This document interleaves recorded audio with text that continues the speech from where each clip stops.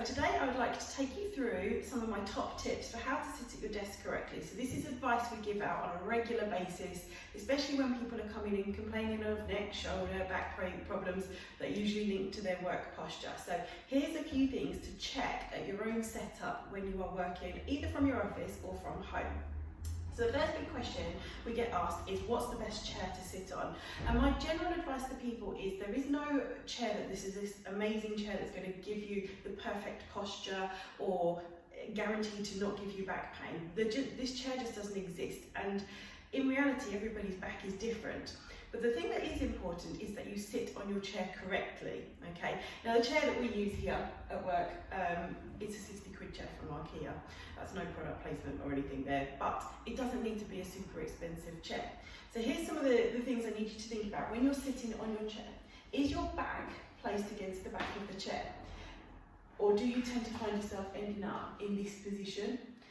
We have to remember the chairs have a back for a reason. The back is there to support your back. And if you're not giving that back of the chair a chance to do its job, then potentially you are going to have some issues going on through your back. So make sure your back goes against the back of your chair. And one of the things I say to patients is, think about your spine having a strip of Velcro down it and sticking that to the back of your chair.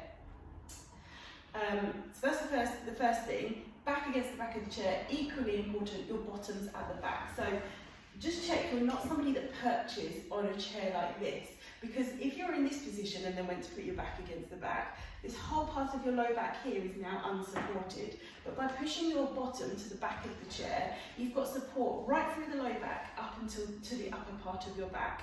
It gives you feedback as well. When you start to lean forward, you'll know that Velcro's come back. So you'll start to engage those muscles to put your shoulders right back at the back of the chair again. So there's some of the things on how to sit on your chair correctly. The next thing is about the height of the chair. So thinking about where your computer screen is, when you're looking ahead at your screen, your eye line should be hitting a third of the way down from the top of the screen. So we're coming into this position. So as I'm looking forwards, my eye line is hitting here, the top third of the screen. If your computer screen is too high, you'll end up lifting your chin up. And if your computer screen is too low, or indeed you're working on a laptop, which is a big no-no really, your chin's going to end up looking down. Now constantly looking down is going to increase the load and the pressure on the back of your neck. Your head actually weighs over a stone. So in this position, when it's stacked up, your neck's doing everything it can do to support the weight of your head. As soon as you start to tip your head forwards or arch your head back, your spine's now having to do so much more work to try and support it. And add that into a long working day, you've got some very tired neck muscles come the end of the day. So have a think, make sure your eye level is about 1/3 down from the top of the screen. And if it isn't quite in the right position, use the lever on your chair, move you up, move you down. It doesn't matter as well if you end up having to stick some reams of paper underneath your computer screen to raise them up. There's all sorts of things you can use around your house. You don't need to buy expensive gadgets to get the right setup. Just find something, an empty box or something, just to lift the screen up if you needed to.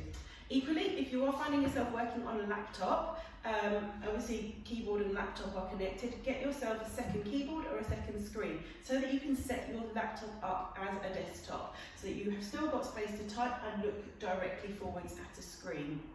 Laptops are great and handy for carrying around and doing the odd 5 minutes of work, but if you're sitting on it and working on it all day, you need to prepare it and set it up as a desktop scenario. Okay, next thing on the list is arms of chairs, and this is one of my massive pet hates about work chairs. If your chair has got arms on it, majority of the time I would say take them off. You don't need them. Quite often the arms of the chairs, sometimes they're too high, so you end up like this with your elbows rested onto them. But the big thing is, when you sit on your chair, you need to be in close enough to the desk that your elbows are rested by your side so that your hands are typing onto your keyboard here. Now, if those chair arms are coming out to here and you can't get quite in far enough, what's going to happen? Well, I'll tell you. So you're going to end up leaning forwards because you can't get in to get your hands onto the keyboard in the right place. And this is how we're going to end up in this position here. Okay, so get rid of those, get rid of the arms of the chair and pull your chair in so you are in a nicely supported position. elbows are free to rest and drop down, back is comfortably against the back of the chair, bottom's comfortably against the back.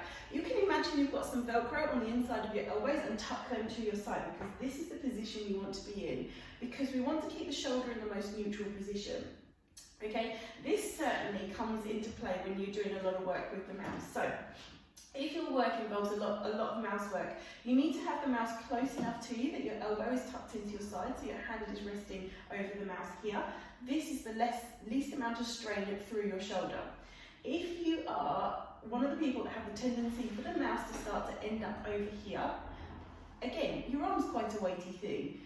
Equally, you're putting a lot of strain through the shoulder to pull it forwards. So this is just encouraging that round shoulder position. Because if your arm's forwards like that, it's so much more difficult to think about pulling your shoulder back when your hand's pushing this way with the mouse, but your shoulders are also slumping forward. So everything's moving into that sort of rounded shoulder position. So a tip for the mouse is, if you notice that you are that person that pushes it around, get a mouse mat.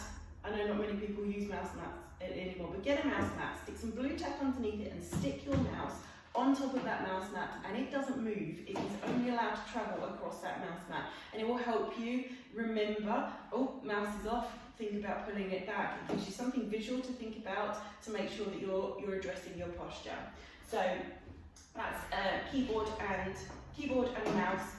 Realistically, elbows should be tucked into your side. You shouldn't have to move your elbows away from your body to get from your mouse to your keyboard. So typing using the mouse here. Okay. Next thing on my list here is where to place your files. So if you're working with paperwork or files or things that you're copying from, this is another thing. So if your work, you tend to have down towards your side, so you're constantly looking down, again, that's going to put that pressure on the neck. So great, your head's looking forwards all the time you're typing, but if you find yourself looking down at paperwork quite a lot of the time, again, that's going to irritate the neck. So one of the things that people also start to do is they push the keyboard out the way and bring the files closer. So again, they've now come away, so they've ended up in this rolled shoulder position.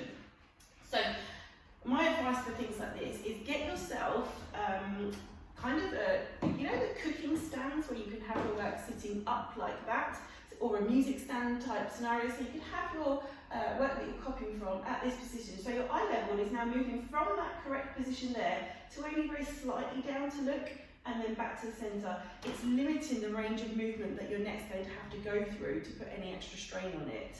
So that's top tip for that.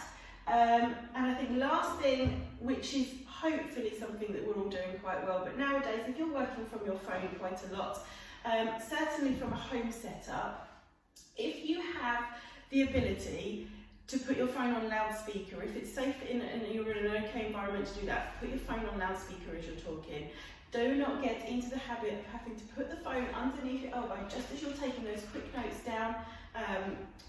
And if you find yourself you are doing that, you either need to get yourself a headset, earphones, or put your phone on a loudspeaker. Now, there's loads more tips and advice that we can go through, but they are my big top ones.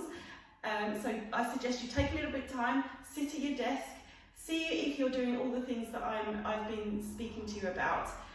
Get the correct setup, see how you get on through your morning of work, and then when you take a break or take your lunch break, see if you're still in that setup position that you started in.